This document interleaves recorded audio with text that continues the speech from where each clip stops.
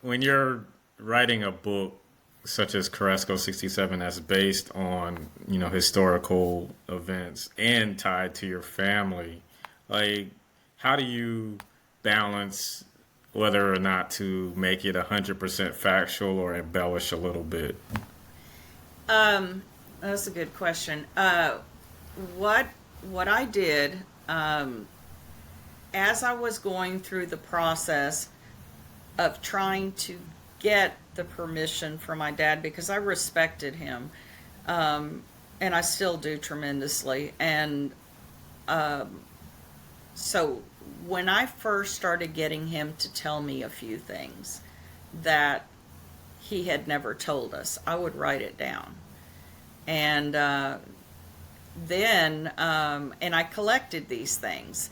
And then when he allowed me to write the book, if I changed all the names in the book, um, I did change all the names in the book except for the name of the dog and Dan Mitrione, which I would highly suggest everybody Google him because he was an ex um, FBI and he was a CIA operative that was extremely instrumental in helping our family out.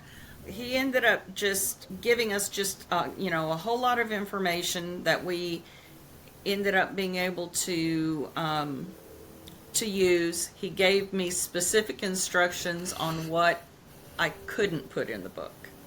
And then I wanted to give it time. So what I did with him was I said, anytime you remember anything, call me. Well, I don't know if that was a good thing or a bad thing because I started getting phone calls sometimes at 11 o'clock at night and I'm still Yeah. working.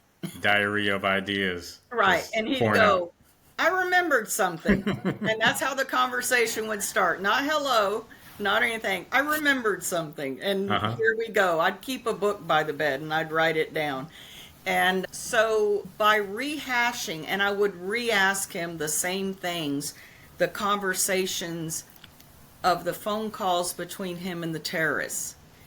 And I did that for 5 years.